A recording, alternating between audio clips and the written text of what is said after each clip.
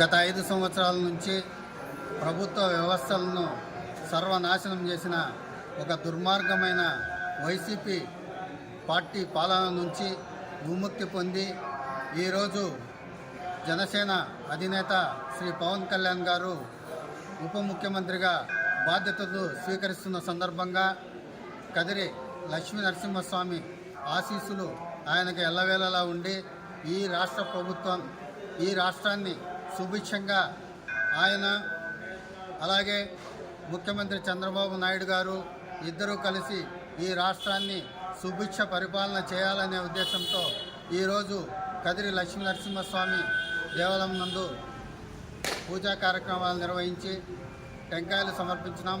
కాబట్టి ఇప్పటి నుంచి రాబో రోజుల్లో వ్యవస్థలన్నీ సక్రమంగా పనిచేసేలాగా అలాగే రాష్ట్ర ప్రజలు సుభిక్షంగా ఎటువంటి ఆటంకాలు లేకోకుండా శాంతియుతంగా ప్రజాజీవనం సాగించాలని చెప్పేసి మేము కదిరి జనసేన పార్టీ తరఫున తెలియజేసుకుంటున్నాం.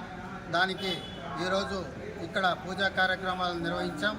కాబట్టి రాబో 5 సంవత్సరాల్లో యువత అయితేనేమి, ఉద్యోగస్తులు అయితేనేమి, అంగన్వాడీలు అయితేనేమి, ప్రజలైతేనేమి, రైతులైతేనేమి, కార్మికులైతేనేమి అందరూ సుభిక్షంగా ఈ రాష్ట్రం దేశంలోనే నంబర్ 1 పొజిషన్కు చేరుకోవాలని చెప్పేసి ఆ లక్ష్మీ నరసింహస్వామిని వేడుకుంటున్నాం. జై హింద్, జై జనసేన, జై టీడీపీ, జై బీజేపీ.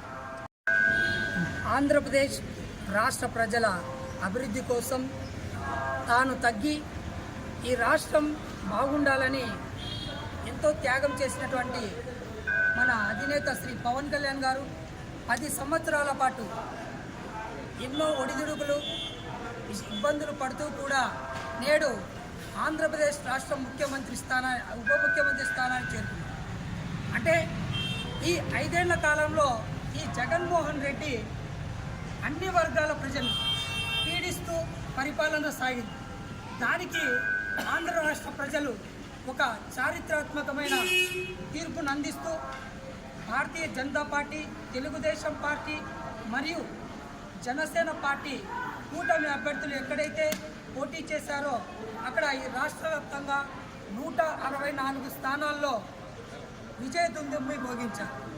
ఈ సందర్భంగా ఆంధ్రప్రదేశ్ రాష్ట్ర ముఖ్యమంత్రిగా నారా చంద్రబాబు నాయుడు గారు మరియు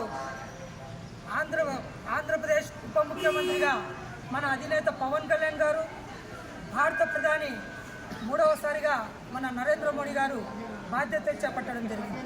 ఇదే క్రమంలోనే ఆంధ్రప్రదేశ్ రాష్ట్ర క్యాబినెట్ మినిస్టర్గా పంచాయతీరాజ్ మరియు అటవీ శాఖ, శాస్త్ర సాంకేతిక పరిశ్రమల శాఖ మరియు గ్రామీణాభివృద్ధి శాఖ మంత్రిగా నేడు ఆయన పదవి బాధ్యతలు స్వీకరిస్తున్న సందర్భంగా కదిరి లక్ష్మీ నరసింహస్వామి వారి ఆలయంలో రాబోయేదంతా ఒక స్వర్ణయుగంలో ఉండాలని, ఆంధ్రప్రదేశ్ రాష్ట్ర ప్రజలు సుభిక్షంగా పరిపాలన అందించాలని కూటమి అభ్యర్థి అయినటువంటి మన కద్దికుంట వెంకటప్రసాద్ గారు కూడా కదిరి అభివృద్ధి కోసం కృషి చేయాలని ఆకాంక్షిస్తూ ఆ కదిరి లక్ష్మీ నరసింహస్వామి వారి ఆశీస్సులు మెండుగా ఉండాలని కోరుకుంటూ మేము కదిరి జనసేన పార్టీ తరఫున మరియు మా ఇన్ఛార్జ్ భైరవ్ ప్రసాద్ గారి ఆధ్వర్యంలో స్వామివారికి 101 కొబ్బరికాయ సమర్పించి ఆంధ్రప్రదేశ్ రాష్ట్ర అభివృద్ధిలో మేము సైతం ముందుంటామని తెలియజేయడం జరిగింది.